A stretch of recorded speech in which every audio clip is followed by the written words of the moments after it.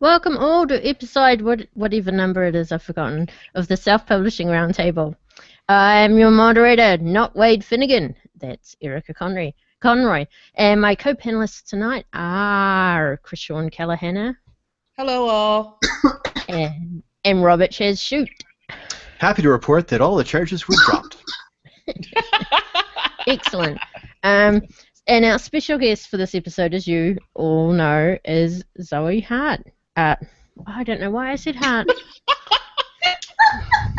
I haven't been drinking. I must be suffering from sleep deprivation. Or it's the damn cat. Anyway, so Zoe York. Hello. Hello, and I've just started coughing, so I'm just going to, very professionally, reach past here and look for my halls. Okay, we're good. Okay. Hi. Okay. To everyone watching us live on selfpublishingroundtable.com, we encourage you to leave questions and comments, and we will make our best efforts to get them into the conversation, especially considering my conversation skills are lacking at the moment. So, thank you, Zoe, for coming on and joining us. How have you been? Good. Yeah, summer. It's summer here. I know it's not summer there. It's summer here. Summer holidays, kids stuff, mom life, Not really, but yeah. I'm not a mother. And proud of it. Yeah, sorry. Okay, should we get straight to it? So, the Romance Writers of America conference happened recently. And I'm told there were lots of margaritas or something, but also romance writers talking to each other. So is this the first Romance Writers of America conference that you've been to, Zoe? Yes. Well, it's the first national conference that I've been to. I've also been to a regional event. So Romance Writers of America is the largest romance writing organization. And it's dedicated to romance writers, and it has an annual national conference, which is when people say I'm going to RWA, they mean the national conference, and it moves around the United States every year, and it was in San Diego this year, and this was my first nationals that I went to. I wasn't actually a member of RWA. I've never been a member of RWA. I am now a member. I've since joined. I joined last week. Yeah, and actually, so the short answer is it was an amazing conference. Really, really, really impressed. I have been to one regional conference. I went to Emerald City, which is the Seattle chapter's annual conference, and I really enjoyed that. It was much smaller than nationals, of course, but just as professional. Please don't make it short because we have an hour to fill. You make it questions. Yeah, I have lots to share from RWA, and happy to answer any questions. So, what's the most important thing you want to share with us? How lovely romance writers are. I mean, and I think that's actually, every time I come on SPRT, I think it's a recurring theme, and it's certainly not specific to RWA. Every time I've been on SPRT before, I've talked about Romance Divas, which is a romance-specific forum, and how lovely Romance Divas are. And I met up with Romance Divas in person at RWA, because, of course, there's a big overlap, and that was amazing. But just, the loveliest people, a really professionally run conference, and in my previous professional life, I worked at a university, and so I've been to a number, I had annual conferences in my previous career, and this conference was just as, even more professional and more rewarding and more specific to our tasks than anything that I did for the university. So that, it says a lot. It was a very professional, for professionals, by professionals type of conference. It's not a reader event. And I think that's something, as somebody who hadn't previously been to an event, I've heard a lot of talk about RT. RT is Romantic Times Convention, versus RWA. And I haven't been to RT yet. I have been to some other smaller reader events. and now that I've been to a national conference, I don't think that enough can be said about the difference between a reader event and a writing conference. Yes. And I would really encourage anyone who's a professional writer or aspiring to be a professional writer to seek out a professional conference, preferably one that's local to you. I mean, once you factor in the cost of traveling to a national event, if it is across the country or across the continent or around the globe, if you're international, it really stacks up because it's not a one-day event. You know, it was 4 days plus, you know, travel day on either side. So I was gone for 6 days. They're always in big cities, and so even though they do negotiate a really good rate with the Marriott, you're still looking at a big chunk of change for the hotel and food and all of that. But you learn a lot about, even just by osmosis of being at the conference and observation of seeing 2,000 other professional writers and you know, the ways that they conduct themselves during panels and during private conversations and while they're out in public and late at night and that sort of thing. You learn a lot. You learn a lot from the human experience of it, right? But then they also, on top of that, they have workshops. And I didn't actually attend very many workshops, but I went to one by Elizabeth Hoyt, who's amazing. She's a historical romance author, and I had also seen her in Seattle. And so once you see one presenter who really speaks to you, you know, then continue to go and see them every time they do a workshop, because they're going to say something new. They're going to give you that one new takeaway that helps you. And so for me, somebody who is wary of attending workshops from my previous academic life of attending a lot that weren't on point for me. Yeah, and I have, and this isn't news to anybody who's watched SPRT before, but I have a tendency towards being snarky. And no. And so, you know, I know this about myself, and I don't want to have a negative experience of going and being grumpy and maybe live tweeting my negative thoughts about what's going on. So, so I'm reluctant to go to a lot of workshops. Like, they really have to be sold to me.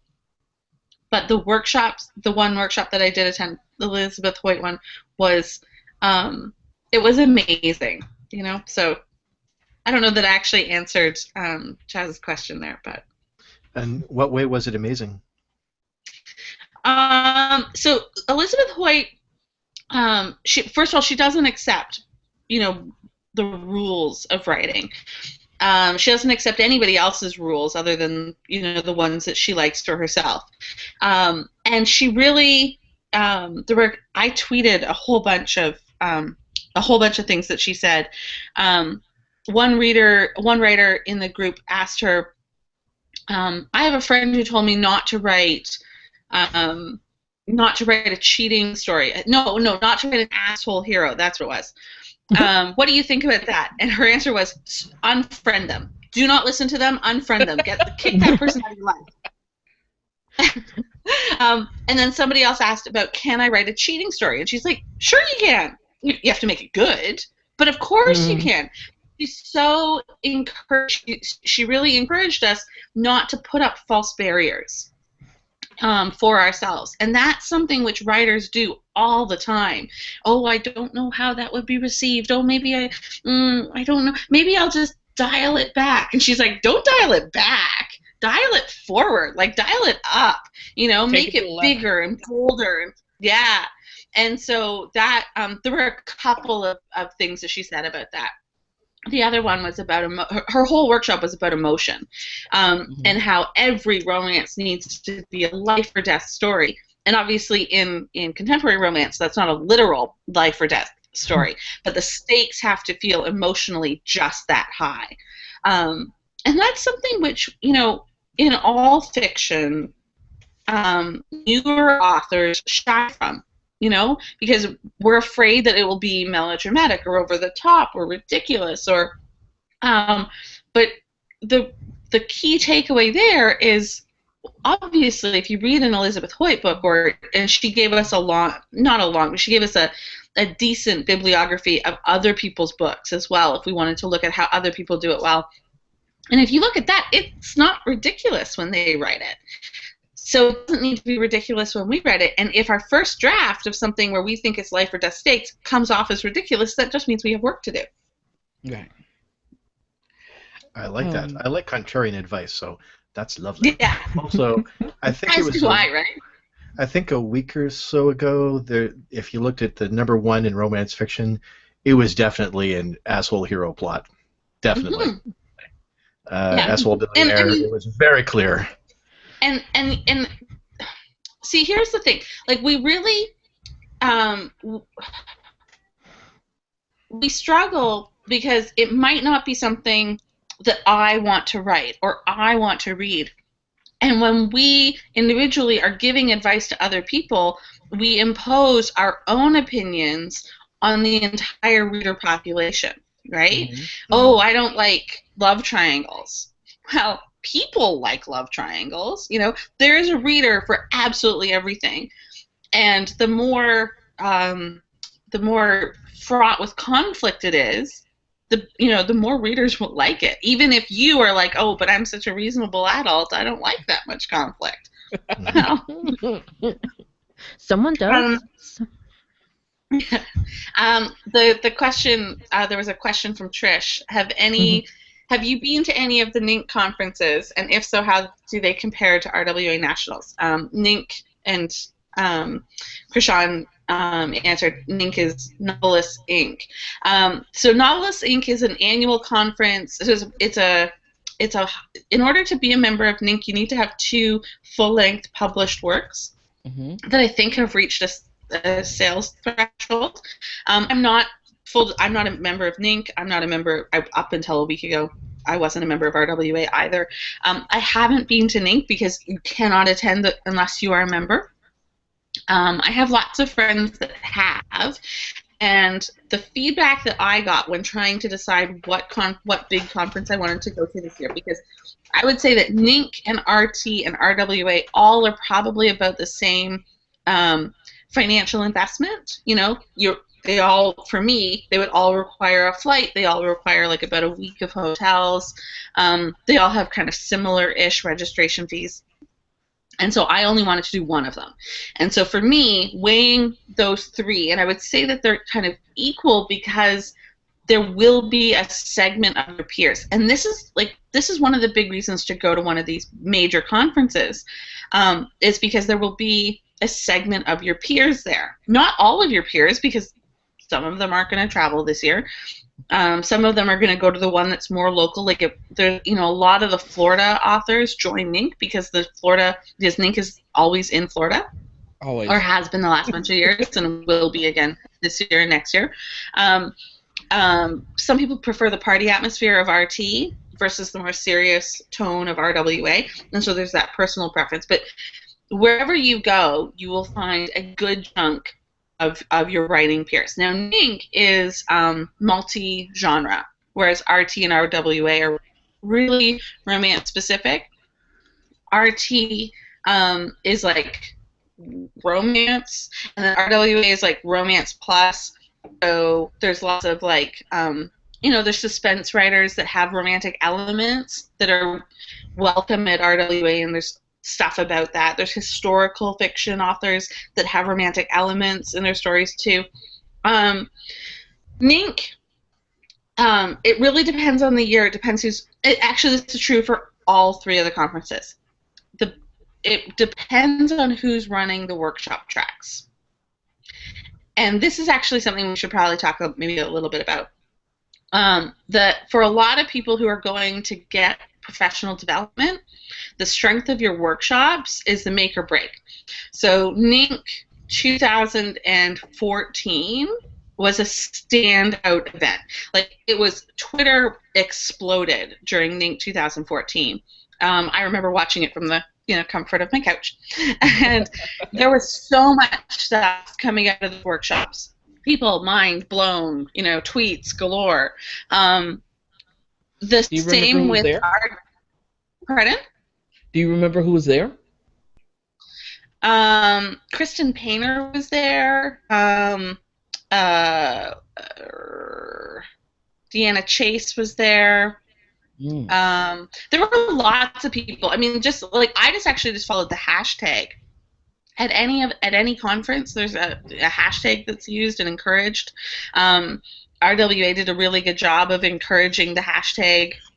This time they had it up on the screens, like in the conference facility, and then they were retweeting the stuff onto the screen, so people were really like they saw, oh, if I tweet something, then people will see me.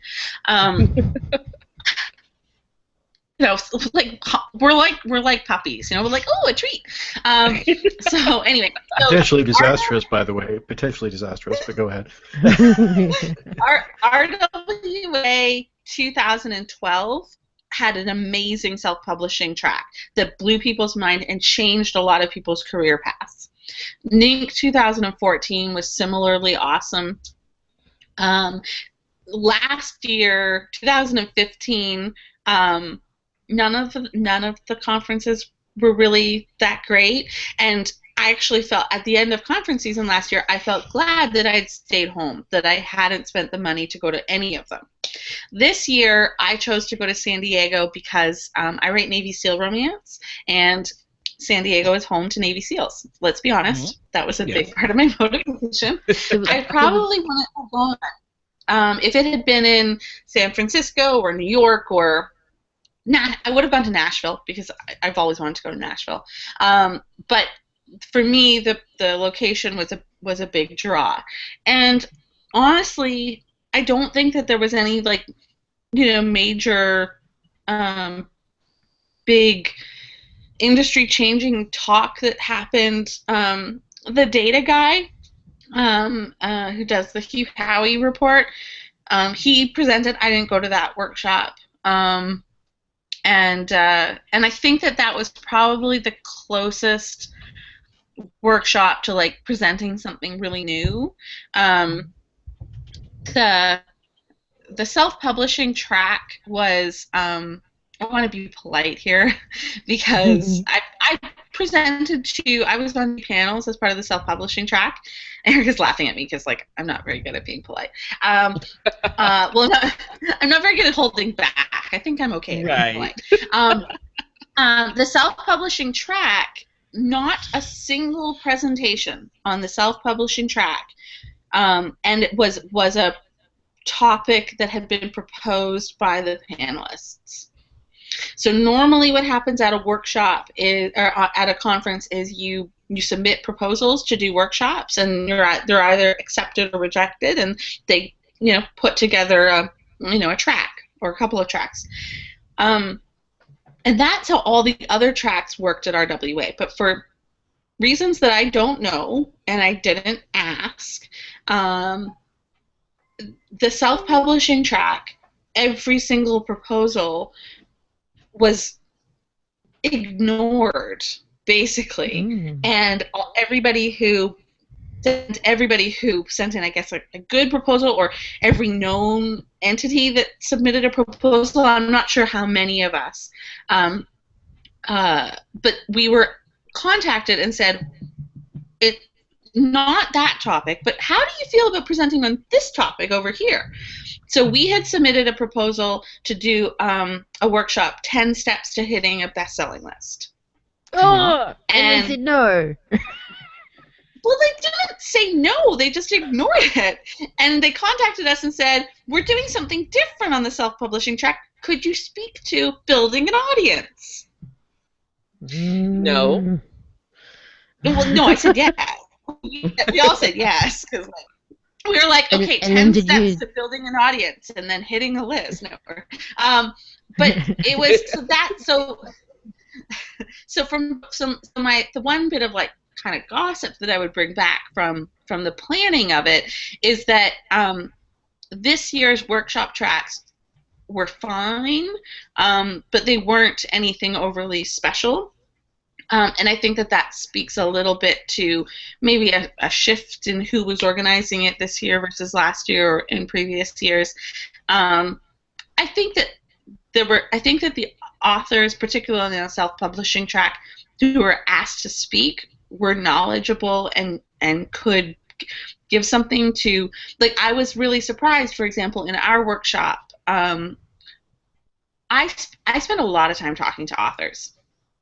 But I spent a lot of time talking to a self-selecting group of authors who are already on social media, because that's how they connect with me.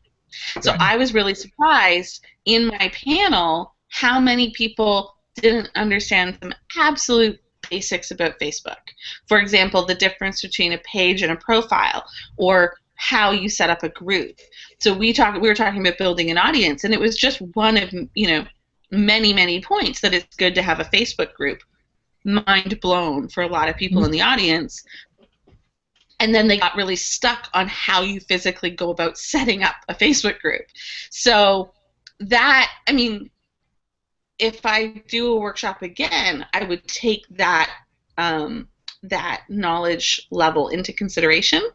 And it's it's possible that the people who organized the track understood that way better than we did, and that's why 10 Steps to Hitting a List isn't the right presentation to do at RWA. Maybe it would be better to do at NINC. I don't know. You know what, Zoe? This is one of the many reasons why I love having you as a guest, because my next question was, in retrospect, considering that they didn't know the difference between a profile and a page, do you think it was wise that you had this? You've answered that question. Chink. Next question. Yeah, next question. I mean, I want everybody to know about Facebook. I want everybody to know about the opportunity to have a Facebook group, and that they should have both a page and a profile. And a profile is how you interact with groups, not just your own group, but also networking groups and all of that. But and I mean, to be honest, like, I really worry for authors who are starting from a point where they don't know that, because they're at such a disadvantage compared to some of the internet marketers who are coming into publishing totally understanding how Facebook works, totally understanding how email marketing works. They don't know how to write a good book, but they certainly know how to sell stuff. And that really complicates the marketplace, While you were there and you were talking to these folks who were having trouble between a post and a profile, what were you finding the general trend, or what did you find most striking about the folks who were self-publishing in romance this year? So interestingly enough, I didn't hear. So when I went to Seattle in the end of October 2015, and I heard nothing but buzz about subbing to agents and editors and getting those appointments, and what's your series pitch? What's your series pitch? Who do you want to be published with? That was like nonstop in Seattle. Right. I didn't hear almost any of that. The only people that I heard publishing stuff from were people who already have a couple series with publishers, and they're trying to move from digital first to print distribution or a single title. That's it. Everybody else, particularly people starting out, are like, I think I should try the self-publishing thing. So I really think that even for people who aren't super social media savvy, I think that they now get it. They see, because the thing about romance writers is that they're romance readers, and I think that there is enough of a tipping point of really good self-published books out there that they're aware. A lot of my favorite authors publish themselves. And where that wasn't, even 2 years ago, there was a lot of, and it doesn't matter. It truly doesn't matter. But, like, I used to get questions all the time about my publisher.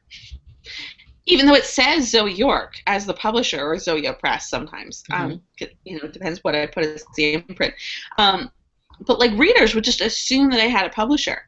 I haven't had that assumption and I think any time this year. I think the last time someone assumed that was kind of mid-2015.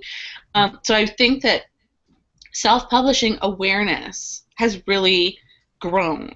I do I did have one conversation with somebody who's already published that was very anti-self-publishing. I don't care. Thank you for not crowding the marketplace any further. But that was like, I had one conversation like that, and that was it.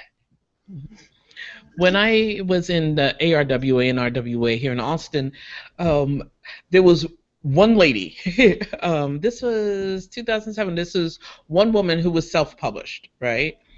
And since then, Jessica Scott and about 5 others who are actually literally members of ARWA, Austin Romance Writers, and National, have taken their books out, reclaimed their stuff, and published themselves, and just absolutely loving it. Mm-hmm. It is very verdant here in Austin, and RWA has always been extremely supportive. Mm-hmm. And so yes. Sorry? No, go ahead. Keep going. They've always been extremely supportive. So it didn't surprise me when folks found tips and tricks, they wanted to share it with other people. They wanted to share what they learned to other people, help raise all boats. High tide raise all boats. That's the saying I was trying to remember earlier today. Yeah.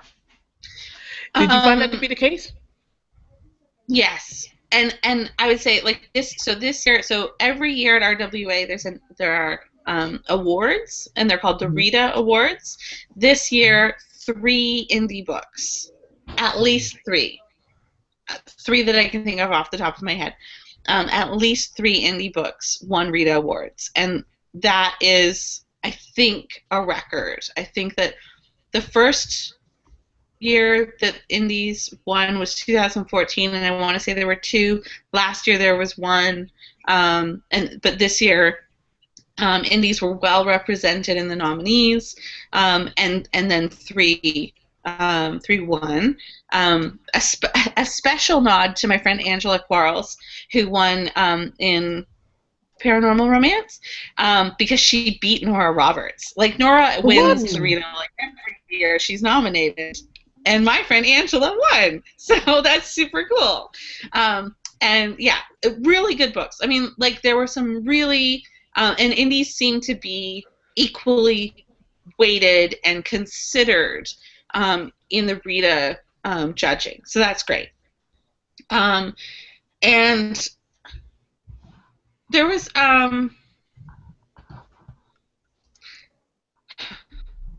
I mean, I don't love that that there is separately. I don't love that we still have a self-publishing track. I mean, I do think that there are some things about the business that are really specific to self-publishing. But one of the things that I talked about in both of my panels is that we really just need to think of it. Like, I don't think of myself as a self-published author. I think of myself as somebody who self-publishes my books, but I think of myself as almost like a small publishing house. And me as the author within that, almost everything that I do is something which any author should be doing. You know, be they however they're published, trad-pubbed. The only thing that I get to do that a trad-pub author doesn't get to do is I get to pick my own prices. You know, that pricing control. Like, so I mean, a workshop on pricing control, that would be self-pub only.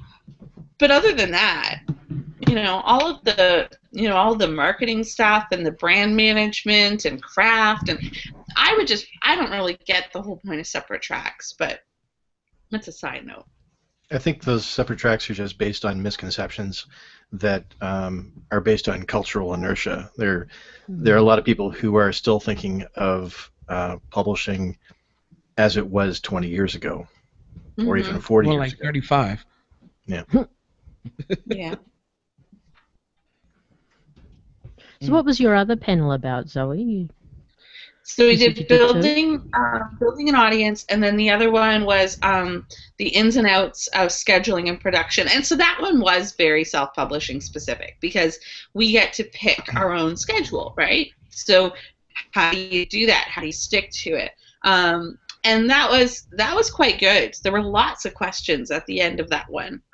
So I was I was happy to speak to that. It was on Saturday, and by the time you get to Saturday, so our first workshop was on Thursday, and very well attended, and lots of tweets about it. By the time you get to Saturday, people are brain dead, like including the presenters. So it was a good panel, and it would be one that I would do again.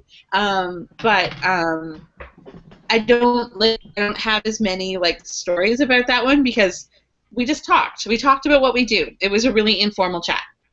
Mm-hmm. I've attended. Sorry, go ahead. So what was the gist of it? How do you schedule out your time? How do you do that? So for me, my big takeaway that I wanted people to get from that workshop was you don't think about the next release. You're not just scheduling toward the next release or around the next release, but you're thinking about the next year. So, for example, one question that comes up all the time is, should I save, if I'm planning a new series or I'm planning my first series, should I save it up until I've got 3 books? Well, or should I, release book 1 as they're finished? And to me, that's the wrong question. I don't care whether you release 1 as they finish or you release 3, in shorts. You save up and then you release 3 in quick succession. I care about what your first year of publishing looks like. So after you have those 3 books done, then what's the plan? Are you going to save those 3 books up and then write 1 a year after that? Are you does it only take you like 6 months to write those 3 books? And so then you're pretty sure that you're going to be churning out a new book every 3 months, maybe even 2 or 4 months, but roughly once every 3 months. Because that answer changes my answer about how frequently you should or how quickly you should release those books. You know what I mean? Yes, I do. If you say I have this new book and I'm really excited about it and I really want it to have a strong launch, when should I release it? My answer is again, well, what does the rest of your year after that look like? That launch, like, people care way too much about a release week, and they don't think nearly enough about the promo and pricing plan for that book for the rest of time.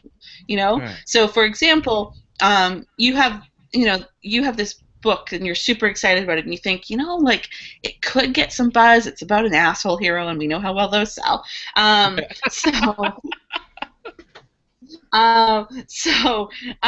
it's called Asshole because I don't give any fucks about anything, and so I did that. And I would still say, well, what's your plan for that book 6 months down the road? Is this a book, like, are you going to be pricing it at $4.99? Are you going to be pricing it at 99 cents? Is your plan to put it into KU and get a 90-day run out of that before you go wide? There's so many other factors other than I want it to have a good release. And so we also talked about realistic scheduling, like, just because I want to have a book out in time for Christmas, like, let's say you're at RWA and you get the best idea for an over-the-top, amazing love triangle Christmas story, but it's July. And let's be honest, you're going to go home and you're just going to lie flat on the floor for a week. And so you're probably not even start writing the story until the beginning of August. Can you realistically finish that book by the end of October in order to get it out in November for a Christmas release? Maybe, but maybe not. Like, I couldn't. Like, there is no way I could get a Christmas story out that I start thinking about in July.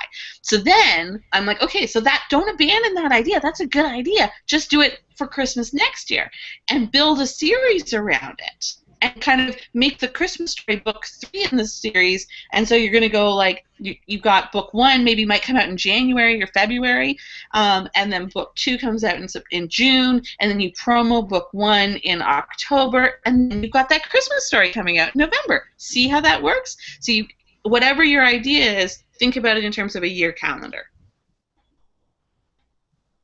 That is amazing. I think I'm learning things. I am learning things. I don't know why I didn't think of that. I was like Yeah. that. Well, I do that, but I didn't think of it as a thing. You Yeah. know? And when we all like once you published a few books, you end up falling into something that looks like that. But when you actively think about it, it just gets a little bit more organized, and you start to think of yourself as a publishing house. What's your plan? You know, like the other thing that I said was I don't stress. Like, people stress so much about sales. My sales this month are shit, for example. Well, it's July. Sales in July are always shit. But I don't worry about my July sales, because my July sales were something that I worried about in May. In May, I came up with all of my plans to sell books in July. If those plans didn't work, like July didn't meet my expectations, then that's a reflection on the decisions I made in May. But right now in July, I'm making decisions for September. And so, you know, the lessons learned apply to next May for next July. Like, I'm never stressed about what's going on right now, because what's going on right now is already over and done and decided about. And but I can take those lessons and I can apply them, you know, and so, like, if July was really shit, I just know that September needs to be even better. So, but I've got 2 months to put that into action. Right? That was the other thing that I talked about a lot, is how I now work, you know, a few months back. And as soon as I started doing that, middle of last year. And as soon as I started doing that, my stress, I didn't have a huge amount of stress, but any stress that I felt about the ups and downs of the roller coaster disappeared. Because like, businesses don't care about stuff like that. To them, they're just numbers on a page. And so I had to get my head to a place where I was separated from this month's numbers, where this month's numbers were not the most important numbers to me. That is great. And I wish I would remember that we're on a podcast, which means radio, which means I have to say something through my awe. Right? I'm like, I've sitting got there a like, question though, if that's okay. Trish again, she's asked, what about networking, Zoe? A lot of authors hit nationals, RT, NINC for the networking opportunities. Did you come back with any new contacts, author projects, etc.? in other words, did you make friends, Zoe? I made lots of friends. So actually, most of my RWA networking with people that I'd already met online but had never met in person. I hugged so many people at RWA, and I know that doesn't sound like super professional, but you know, it's fun. So I made the decision before I went that I wasn't going to do any industry networking. My opinion of the publishing industry is not very high at the moment, and so I didn't want to be frustrated. I wanted to sit in a place of happy success with people who are having happy success, and that meant self-publishing authors for the most part, not exclusively. I mean, I have lots of friends who are finding a happy path for themselves with traditional publishing, and I was happy to celebrate that with them too. But I really made this a very author-centered trip for myself. I got some really good advice. I want to say that it was from Roxanne St. Clair, and she said the key is, when you go to a national conference, to have a goal, one goal for the conference. I want to get face-to-face time with the Apple reps, or I want to find a freelancing editor. Like, I want to kind of do like a couple of interviews with people who are freelance editors, to face-to-face, to see if they're a good fit for my series, for example. My goal for RWA was to foster the bonds that I've already made online with other authors, and meet them face-to-face, and hope that, you know, that a lot of those connections would be even stronger because of that face-to-face connection. That was one. And then two, Navy SEAL research. and I met both of those goals. So number 2 was actually number 1. Let's be honest, it was like this. But it wasn't mutually exclusive. Like, I did some really awesome, adventuring on Coronado with other authors, so that was great.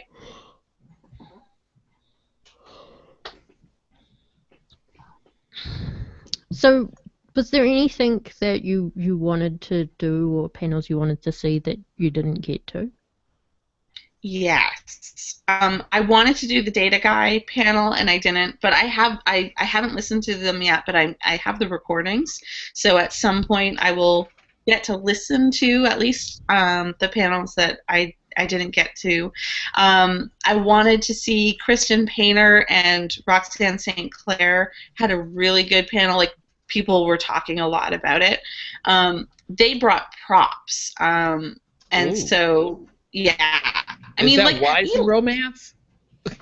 Well, I think their prop was just a large laminated calendar, sadness, or a list. I'm not sure exactly, but they had a sign, which apparently was really well received.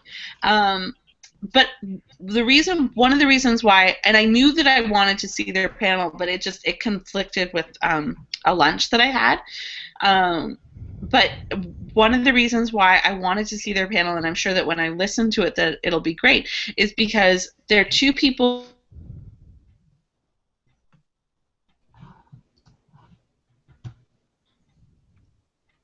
And we have dead air again because it would appear that Zoe faded on us. But that's okay. We're going to give her a few minutes for her internet to refresh, and then we'll come back to it. It's a nice. Please stand by for. She's got there. It is. Yes, a lot of people when they freeze, they're always looking very strange and right. eyes rolled up. Sorry. I'm just sharing the link in the comments, so the live viewers and the later viewers can see the data guy slideshows that have been shared on the internet. Yes, my next question was if Data Guy was actually a guy, because for a few moments there was speculation that it might not have been a guy. I believe it was. I think I heard about that on another podcast. Not only is he a guy, but apparently he's quite comely. Oh. What?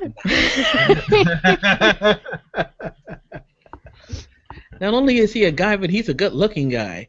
And the refreshing has begun. So that means we're going to have Zoe back in a few moments. Stand by for station identification, live viewers. Ooh.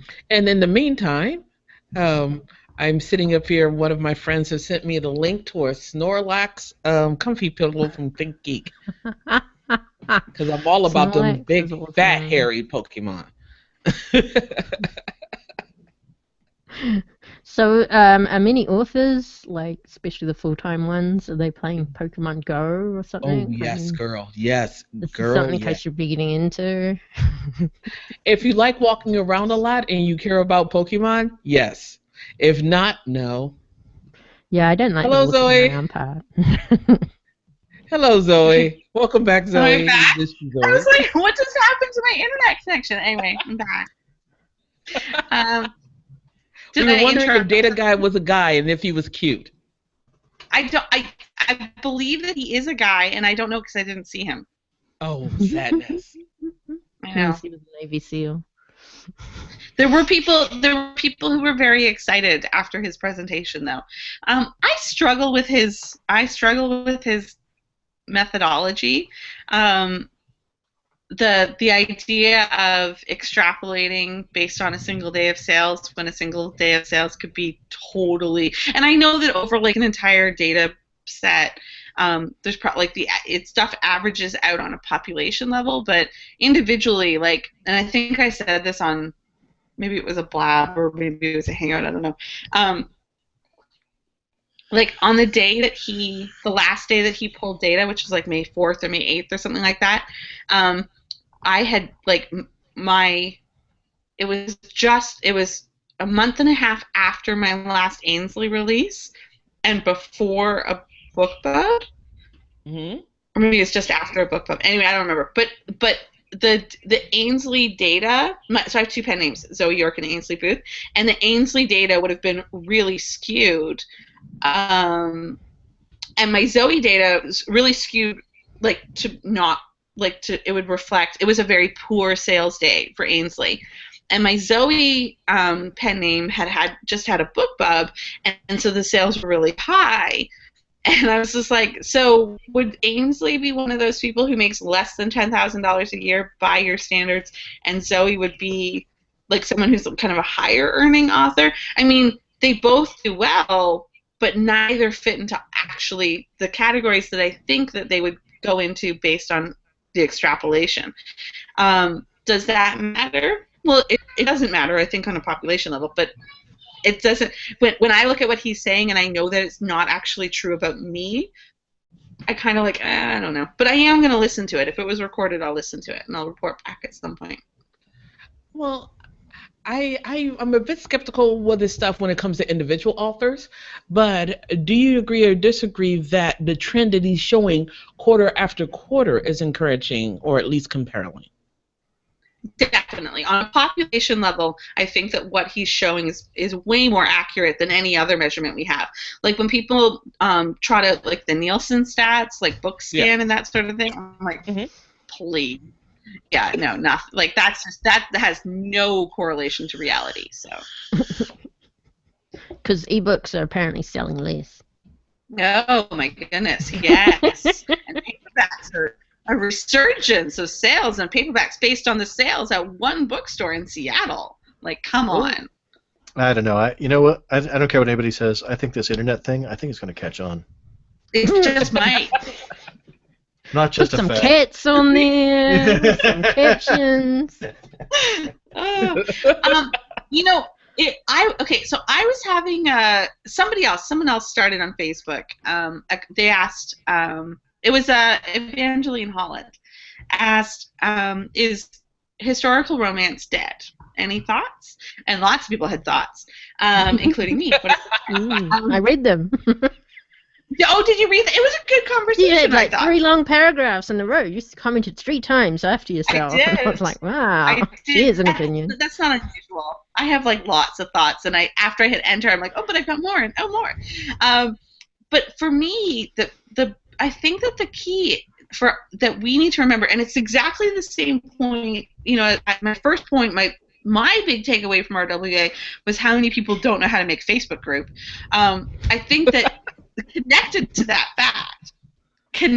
that fact is how many people still don't understand what ebooks are. Like we do, and we are in a self-selected group of people on the internet who also do. And so we think, oh my God, ebooks, you know, like, and how many self-published authors or digital-first authors say, we missed the gold rush. December 2012, man, that's when, I could have been a millionaire.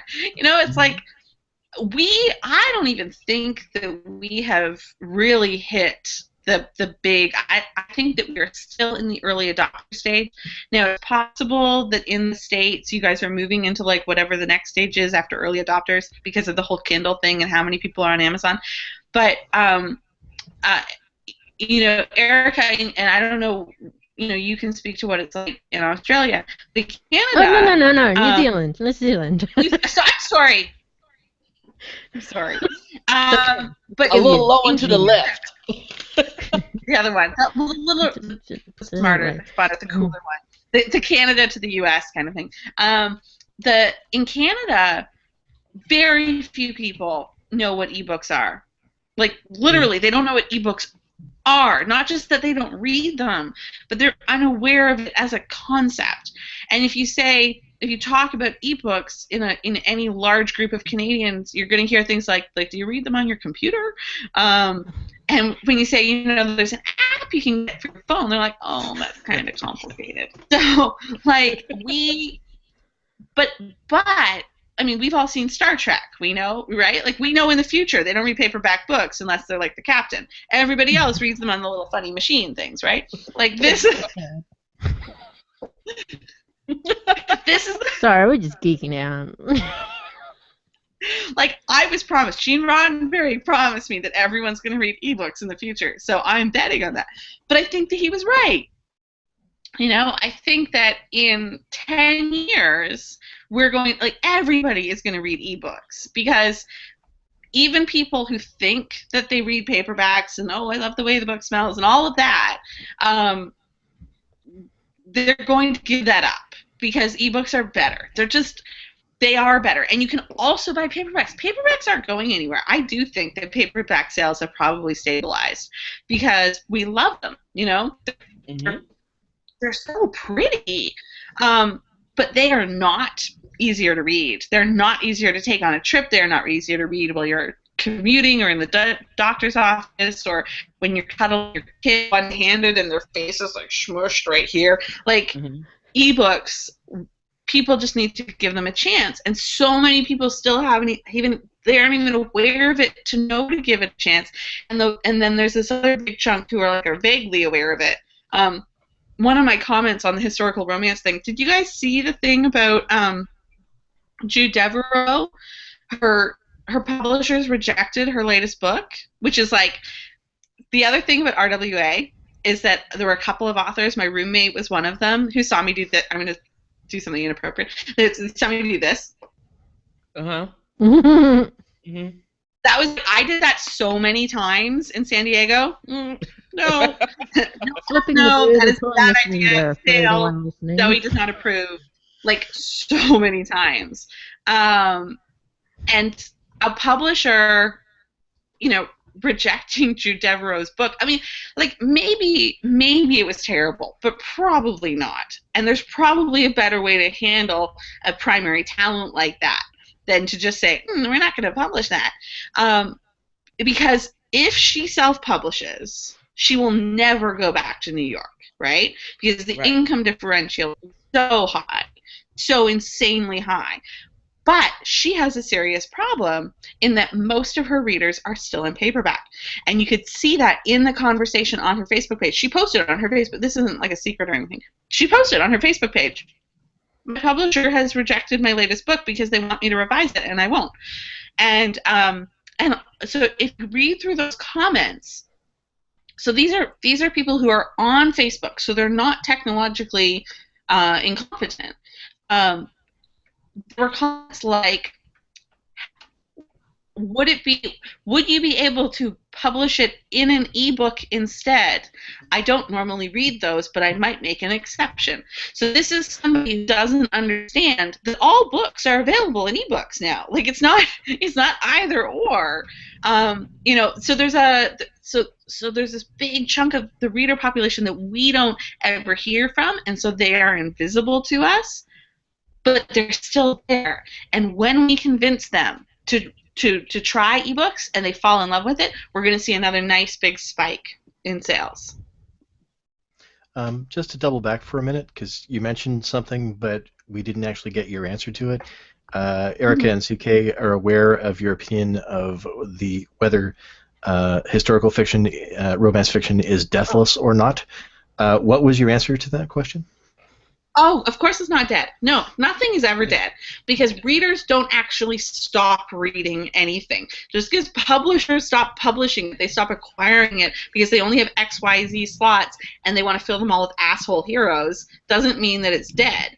The reason why people are talking about historical romance dead right now, in my opinion, is because we haven't had in recent years, a chunk of readers enter the marketplace with historical romance. So right now, asshole heroes or billionaire books are experiencing a big surge because a big chunk of readers entered the reading marketplace with 50 Shades of Grey.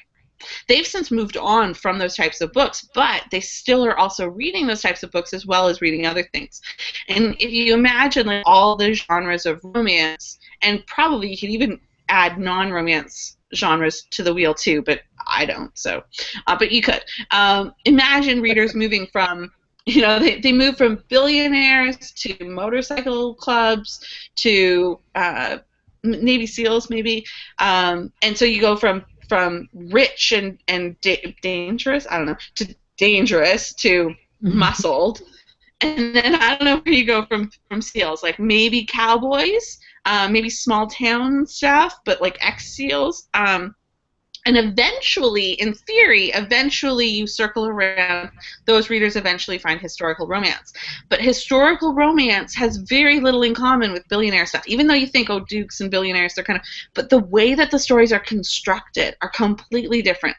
50 Shades of Grey and all those billionaire stories are first person, they're very high stakes, they're melodramatic, they're over the top, huge personalities, big characterization, epic story arc length, right? Like 50 Shades of Grey was 1,000 pages. These are not readers that are looking for a 250-page, relatively nice story about a virgin seducing a duke. So it would take a lot, like it's like a major telephone game to eventually get that person to consider even picking up a duke book. So who's reading duke books right now? Well, there are people who entered the marketplace in 2005, 2008 was a big surge, like with New York publishing for historical romance, and so those readers are still reading dukes. People who entered with small town romance. So in 2012, there was a nice little, it wasn't huge or anything, it wasn't like 50 Shades of Grey, but there was a nice little like, boop, of people discovering ebooks and reading small town romances. Like nicer stuff, lighter, fluffier stuff. Jill Shalvis is a traditionally published author that a lot of people really, fell in love with in 2012. Those people move from that contemporary romance to historical, to most, like the bulk of what's published as historical romance. But if you look at the Kindle boards, if you look at Kindle, like the best-selling list, there are historical romances in the top 1,000 all the time, plenty of them. I think that it used to be when New York controlled the lists, when New York controlled how many books were published in a month, and so each publishing house had 20 books that they put out in a month, 5 or 6 of them would be historical romance. I think that was probably artificially high. The percentage that I've heard more recently is about 13% of the organic market is interested in historical romance, and I would say that that's probably more comparable to science fiction romance. So science fiction romance, my guess would probably be about just less than 10%, maybe 8% of the population, of the romance reading population, will read a science fiction romance. So it's a small genre, right? That doesn't mean that it's dead. It just means that the pool of potential readers isn't quite as big as for asshole billionaires. Well, that shouldn't be a surprise. Like anybody who looks at that and thinks, oh, it's dead, is somebody who's not a romance reader. They're somebody they're a business person and they're like, how can I make the most amount of money? Anything that isn't the highest possible earning book, dead. I only want billionaires. But they might be wrong, Cowboys too late. Yeah, or too late. Absolutely. Like if you're chasing that trend now, you're really missing the boat. What you want to do is you want to write whatever you want to write. Historical, science fiction, romance, assholes. And then when that circle comes around again, that's when you go full throttle on the marketing of those books or whatever. And some people get really lucky, like Sylvia Day, for example, wrote historical romance for 15 years, and happened to put out a 50 Shades of Grey-esque book really quickly with Bear to You, and so she got a big chunk of that pie. And Bear to You was originally self-published before it was picked up by whatever publisher she sold it to. But unless she got lucky, that was just really lucky timing. That's not really something. And there's a bajillion billionaire books since then, and they do okay. I would never say don't write a billionaire book, but there's just as many that don't sell very many at all. And in fact, I can think of within my own circle of friends, I can think of people who've published historical romance and people who've published billionaires, and for the most part, the historical romance authors are doing probably a little bit better. And I think those books have more legs to them than the billionaire books, because I think the billionaire books are actually pretty timely, and then they age. You know, like a lot of the references already in 50 Shades of Grey are already dated. But there's nothing, I mean, a historical book is already 200 years old. It doesn't matter if you read it now or if you read it 5 years from now. You know, the references are already safely locked in an era. It is interesting how literature. Well, you look at the Matrix and you think, oh, I want those Nokia phones that pop open. Those are really cool, but not around anymore. And now it looks weird and dated that he's in a phone booth, because what's a phone booth? But I think a lot of what you're talking about is really analogous to even if you don't write romance, this really applies to everything, because everything is so cyclical. So, for instance, I'm old enough to remember after Anne Rice publishing about vampires, everybody declared vampires were dead. And then after Buffy, vampires were dead. And after Del Toro, Guillermo del Toro, vampires are dead. And they keep on, zombies and vampires, they keep rising from the grave, rising from death. Amazing. Because they're undead. They never die. They're undead. Yeah.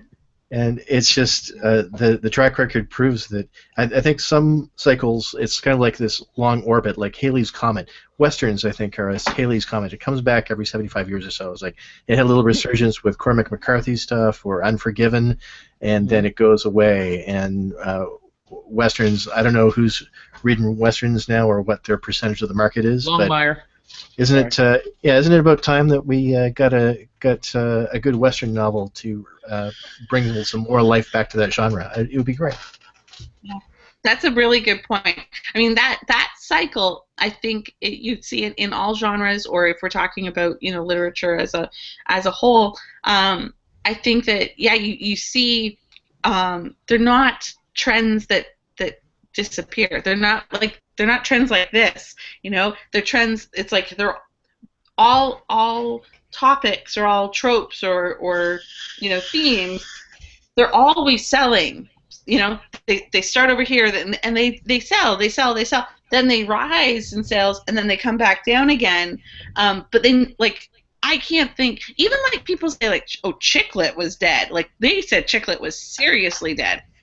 Those books were still selling in airports, like, you know, like right next to James Patterson. Those pink pastel colors they were just selling less and significantly less than they had a few years earlier, and so they were like, it's dead. Well, I don't think that something that still has a pulse can actually be called dead. Like, that's bad medicine, but, you know. Wow, I think we've managed to make an hour now, so I guess we should probably wrap these things up. So thank you very much, Zoe, for joining us today and answering our questions. As always. Yeah. That was and lovely. where can people find you on the internet? ZoeYork.com and campfireflyfalls.com. I just want to do a little push for this because in 2 weeks, in mid-August, I have a book coming out in a shared world that I'm doing with a group of authors, and I really love this project. So it's called Camp Firefly Falls, and it's a continuity series set at an adult summer camp. It is Gwen Hayes' baby, and you can find all of our books on campfireflyfalls.com. The first book, Winning Back His Wife, which I co-wrote with Gwen, is free on all retailers, so read that and then read through the season. And my book is coming out August 12th. Okay. Campfireflyfalls.com. Yeah. Because that rolls off the tongue. It looks pretty on paper. It looks great on paper. I'm looking at it, but it's like campfire falls.